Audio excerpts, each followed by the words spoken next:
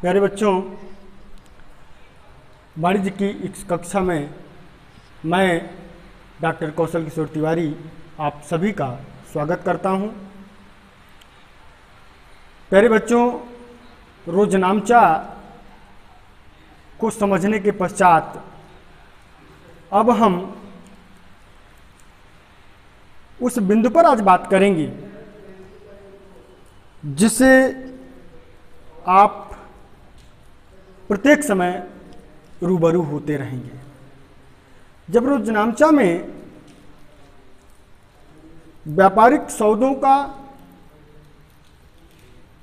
जब आप लेखा करते हैं तो उसमें एक पक्ष को डेबिट करते हैं और एक पक्ष को क्रेडिट करते हैं। जब एक पक्ष को डेबिट करते हैं तो वह एक खाता होता है, अकाउंट, ठीक है। और दूसरा पक्ष भी जो आप क्रेडिट करते हैं वह भी एक खाता होता है। अब आपके दिमाग में यह बात आता होगा कि ये खाता है क्या, जिसको हम डेबिट करते हैं एक तरफ और एक तरफ क्रेडिट करते हैं। इसलिए रोजनामचा के और रूल रेगुलेशन बताने से पहले हम आपको यह स्पष्ट कर देना चाहते हैं कि खाता कहते किसे हैं, खाता क्या होता है, इसका प्रारूप कैसा होता है, इसके भाग कैसे होते हैं, ठीक है, और ये कितने प्रकार का होता है। तो प्यारे बच्चों, आज हम इसी बिंदु पर आपके सामने यह प्रकरण लेकर के आए हुए हैं, खाता क्या होता है। अगर इसे शब्दों में बांधने की कोशिश किया जाए तो आपके सामने है और इसको आप याद भी कर लीजिए। मैं वैसे समझा भी दे रहा हूं जिससे कि आप हमेशा भूलेंगे नहीं कि किसी व्यक्ति, संस्था अथवा वस्तु, व्यक्ति, संस्था और वस्तु से संबंध रखने वाला, क्योंकि प्यारे बच्चों जब आप सौदा करते हो तो वह ट्रांजैक्शंस के जो पक्ष होंगे, जिन पक्षों को आप पहचानते हो, जिन खातों को आप पहचानते हो, और पहचानने के बाद तब आप उसमें से एक खाते को डेबिट करते हो, दूसरे खाते को क्रेडिट करते हो, तो वह किसी व्यक्ति से संबंधित होगा, किसी संस्था से संबंधित हो सकता है अथवा किसी वस्तु से संबंधित हो सकता है, ठीक है। तो इनसे संबंध रखने वाले व्यावसायिक लेन देनों का संक्षिप्त ब्यौरा ही क्या कहलाता है? खाता कहलाता है। समझ में आ गया? अर्थात अगर कोई बिजनेस में कोई व्यक्ति उससे कोई लेन देन किया है, जैसे राम ने अगर उससे माल खरीदा है, ठीक है, हम आपको एक उदाहरण बताते हैं। राम ने माल खरीदा, ठीक है, 5,000 रुपीज, 5,000 का मान लीजिए है आपका एक सौदा है। तो राम ने माल खरीदा। अब इसमें दो पक्ष का आपको पहचान करना है। एक पक्ष, अब इसमें स्पष्ट नहीं कहा गया है कि माल नगद खरीदा गया है कि उधार खरीदा गया है, ठीक है। अगर कोई शब्द यूज न हो नगद के संबंध में तो हम उसको उधार समझ बैठते हैं, ठीक है। अगर नगदी शब्द का प्रयोग न किया गया हो तो प्यारे बच्चों उस सौदे को आप क्या मानेंगे? उधार मान लेंगे, ठीक है। तो राम ने माल खरीदा, अर्थात यहां पर उधार माल क्रय किया गया है, और ऐसे परिस्थिति में एक पक्ष तो राम हो गए और दूसरा पक्ष खरीदना हो गया, क्रय, ठीक है। अब इसमें दोनों पक्षों की पहचान हमने कर लिया। एक पक्ष आपका परचेज हो गया, एक पक्ष आपका, अब देखिए ध्यान से, यह व्यक्ति और यह वस्तु से संबंधित, माल से संबंधित हो गया।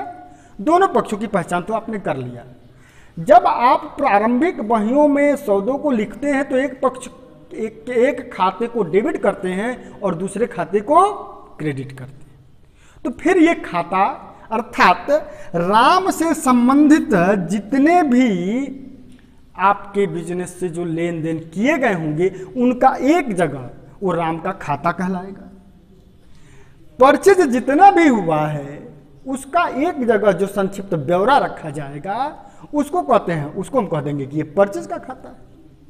अब जब आप थोड़ा सा आप सोचते हो कि बैंक खाता, आप बार बार आपके दिमाग में ये बात होता है कि बैंक में खाते खोले जाते हैं, बिल्कुल सही देते हैं। अर्थात जब आप अपना बैंक में खाता खोलने जाते हो तो बैंक आपके नाम से संक्षिप्त ब्यौरा आपका लेन देन का समस्त आपके नाम से रखता है, तो कहा जाता है कि वो आपका खाता है। क्लियर? समझ में आगे बात आ गई? अर्थात आपके लेन देन से संक्षिप्त ब्यौरा जो बैंक में रखा जाता है इसीलिए कहा जाता है कि आपका खाता है। और वह परिभाषा सटीक बैठती है कि किसी व्यक्ति, संस्था अथवा वस्तु से संबंध रखने वाले व्यवसायिक लेन देनों का संक्षिप्त ब्यौरा ही खाता है। समझ गए होंगे? अब हम आपको इस खाते के भाग की बात करते हैं। खाते के भाग, प्यारे बच्चों, खाते के दो भाग होते हैं। कितने भाग होते हैं? दो भाग। एक को कहते हैं हम ऋणी और दूसरे को कहते हैं धन। ठीक है? ऋणी को अंग्रेजी में डेबिट कहा जाता है और धनी को क्रेडिट कहा जाता है। समझ में बात आ गया? जब आप कहीं भी किसी का भी खाता आप देखेंगे तो उसके दो भाग होंगे, एक ऋणी पक्ष और दूसरा धनी पक्ष। ठीक है ना? खाते को जब हम संकेत देते हैं अर्थात शॉर्ट फॉर्म में लिखते हैं तो हम इस अकाउंट को शॉर्ट फॉर्म में A/C से नोट करते हैं। ठीक है? ये रहा है आपका खाते का भाग। अब प्यारे बच्चों, इसको समझने के पश्चात हम आपको इसी के लिए हम आपको एक फॉर्मेट, इसका खाते का जो प्रारूप होता है अर्थात जो संक्षिप्त आप उससे किसी भी व्यक्ति का, किसी वस्तु का, किसी संस्था का जो आप संबंध रखने वाले जो लेन देन होंगे उसको जब रखने के लिए जब आप बनाते हैं प्रारूप, तो प्रारूप क्या होता है, फॉर्मेट क्या होता है, आप यहीं से देख लीजिए। फॉर्मेट ऑफ अकाउंट, खाते का प्रारूप। सबसे पहले हम उस व्यक्ति, संस्था अथवा वस्तु का नाम लिख लेंगे। ठीक है? मान लीजिए कि अभी मैंने राम का जो उदाहरण दिया, तो राम का अगर आप खाता बनाने जा रहे हैं तो सबसे पहले लिख लेंगे हम राम, पोस्ट ऑफिस एस लगा देंगे, राम से अकाउंट। देखिए शॉर्ट फॉर्म में लिख दिया गया, राम से अकाउंट। उसके बाद जैसा कि हमने आपको बताया कि ये दो पक्ष हैं, इसी पर मैं बता रहा हूं, तो दो भाग कर दीजिए। यह पक्ष हो गया डेबिट और ये पक्ष हो गया क्रेडिट। ठीक है? दो भाग हो गए, एक पक्ष डेबिट हो गया और दूसरा पक्ष क्रेडिट हो गया। अब इनमें जो है उपभाग जो होंगे वो देखिए, सबसे पहला जो कॉलम होता है वह तारीख अर्थात डेट का होता है। समझ में आ गया? दूसरा जो कॉलम होता है वो पार्टिकुलर अर्थात विवरण का होता है। उसके बाद दो कॉलम हो गए। तीसरा जो कॉलम होता है वह होता है JF। JF का फुल फॉर्म बेटा होता है JF is equal to journal folio number. Journal folio number, ठीक है। और उसके बाद कॉलम होता है धनराशि का, धनराशि। समझ में आ रहा है? कितने कॉलम हो गए? अर्थात जब आपसे कोई पूछेगा कि खाते के डेबिट पक्ष में कितने कॉलम होते हैं, तो कितने कहेंगे? नंबर 1, नंबर 2, नंबर 3 और नंबर 4 कॉलम होते हैं, ठीक है। यही चीजें क्रेडिट पक्ष में, अर्थात डेट, पार्टिकुलर,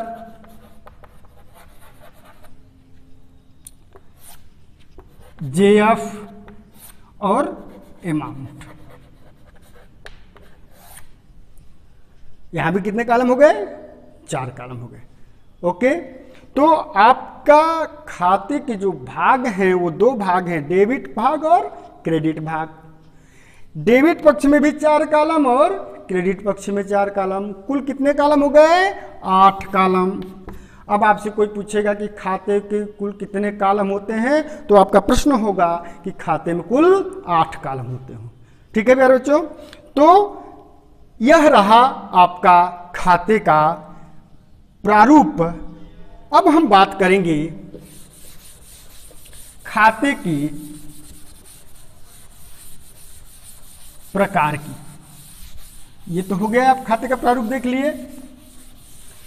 अब हम बात करेंगे खातों के प्रकार, खातों की प्रकार, टाइप्स ऑफ अकाउंट्स।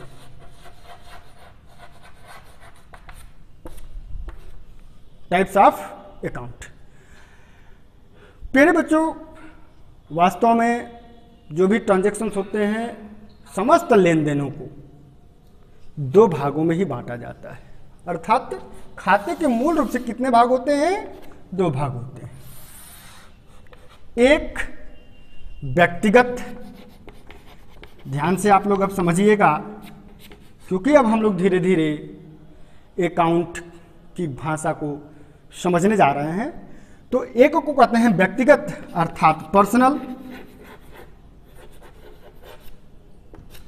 और दूसरे को कहते हैं अव्यक्तिगत, अव्यक्तिगत, ठीक है, इम्पर्सनल।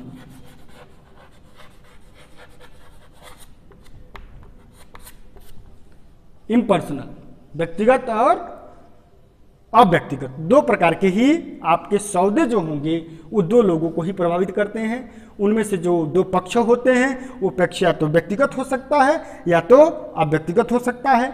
व्यक्तिगत में एक व्यक्तिगत भी हो सकता है और दूसरा अव्यक्तिगत भी हो सकता है, ठीक है। अब आइए, व्यक्तिगत के भी 3 प्रकार होते हैं। कितने प्रकार होते हैं? 3 प्रकार। अब व्यक्तिगत के 3 प्रकार, तब मैं उनकी परिभाषाओं को, उनके अर्थ को स्पष्ट करूंगा। एक होता है प्राकृतिक व्यक्ति, ध्यान दीजिएगा आप लोग, प्राकृतिक व्यक्ति। दूसरा होता है कृत्रिम व्यक्ति, कृत्रिम व्यक्ति, ठीक है, कोई दिक्कत नहीं होनी चाहिए। इसको पूरी अच्छी तरह से आपको समझना है, क्योंकि तभी आप सौदों के दोनों पक्षों को अलग कर पाएंगे, और जब अलग कर लेंगे तभी जाकर के आप उन्हें किसे डेबिट करना है, किसे क्रेडिट करना है, इन नियमों को भली भांति समझ पाएंगे। तो प्राकृतिक व्यक्ति, कृत्रिम व्यक्ति, और तीसरा होता है प्रतिनिधित्व करने वाला व्यक्ति, प्रतिनिधित्व करने वाले खाते, प्रतिनिधित्व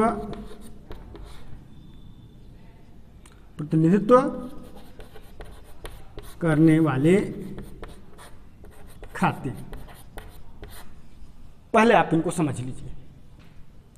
प्राकृतिक व्यक्ति, जिसे इस धरा पर गॉड ने दिया है, ईश्वर ने दिया है, अदृश्य शक्ति ने दिया है, ठीक है, जिसके पास हाथ, कान, नाक और बुद्धि जैसे शक्तियों से भरा है, अर्थात हम और आप, ये सभी प्राकृतिक व्यक्ति हैं। समझ में आ रहा है प्यारे बच्चों? शीला, करण, गोपी, कृष्ण, तमाम ये जो नाम हैं, ये सभी क्या हैं? प्राकृतिक व्यक्ति। ठीक है। दूसरा जो है कृत्रिम व्यक्ति, अर्थात जिसे इन बुद्धिजीवी व्यक्तियों के द्वारा, इन बुद्धिजीवी हाथ पैर वाले प्राकृतिक व्यक्तियों के द्वारा निर्मित किया जाता है और उसे भी सदृश हुआ, अर्थात उसके भी आंख कान नाक और दिमाग इत्यादि उसके भी अपने हो जाते हैं, जो लोगों के व्यक्ति से मिल करके चलता है। अर्थात अगर किसी बैंक की बात करें तो बैंक व्यक्तियों का समूह हो गया, उसे किसने बनाया? व्यक्तियों ने मिलकर के बनाया, तो वो कृत्रिम बैंक हो गया, कृत्रिम व्यक्ति हो गया। ठीक है। ये कॉलेज, जिस विद्यालय में आप पढ़ रहे हैं, यह विद्यालय। ठीक है। कोई संस्था, जो भी मतलब व्यक्तियों के द्वारा जो निर्मित किया जाता है उसे हम कृत्रिम व्यक्ति कहते हैं। ठीक है। तीसरा है प्रतिनिधित्व करने वाले, अर्थात जो व्यक्तियों के लिए प्रतिनिधित्व के रूप में काम करता है, अर्थात वो व्यक्तियों को ही करना था। अगर उसके पीछे देखा जाए तो कोई ना कोई व्यक्ति छुपा है। समझ बात रही? जैसे पहले एक उदाहरण में इसका आपको समझा दूं कि मान लीजिए कि व्यवसाय को 5,000 रुपया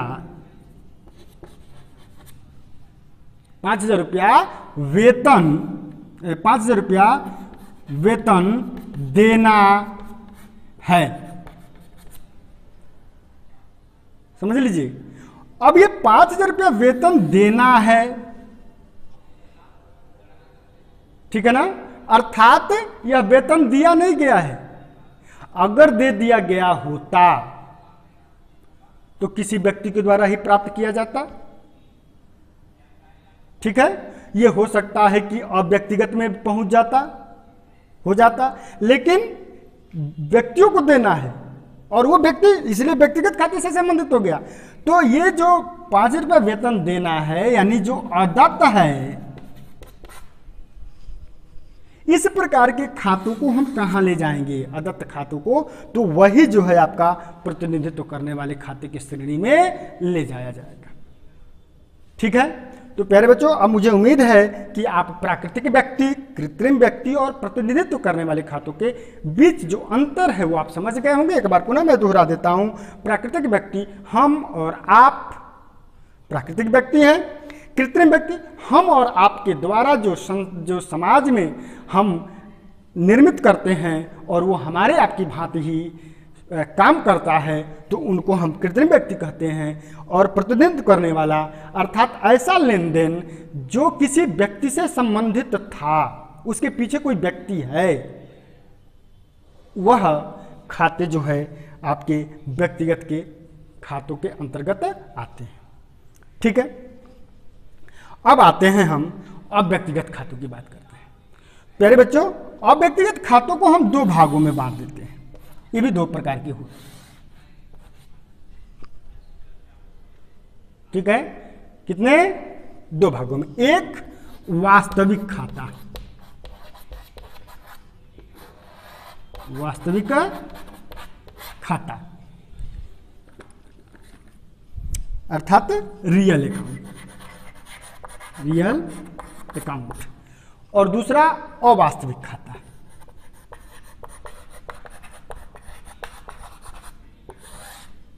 ठीक है। अवास्तविक खाता अच्छे से समझिएगा आप लोग, क्योंकि यह अकाउंट का नींव है, अकाउंटिंग का नींव है, इसे आप अच्छे तरह से समझ लीजिए। अवास्तविक खाता अर्थात नॉमिनल अकाउंट, इसको नाममात्र के खाते भी कहते हैं। वास्तविक खाता 2 प्रकार के। अब आइए इनको भी हम एकदम बिल्कुल जैसे जैसे हम तह तक पहुंचेंगे वो बातें स्थायी रूप से समझ में आती है। इसी दृष्टिकोण से वास्तविक खाता के भी 2, एक मूर्त और दूसरा अमूर्त। मूर्त खाते और अमूर्त खाते। अवास्तविक खाते, अब पहले इसको समझ लीजिए तो हम आपको अवास्तविक खातों के बारे में बताते हैं।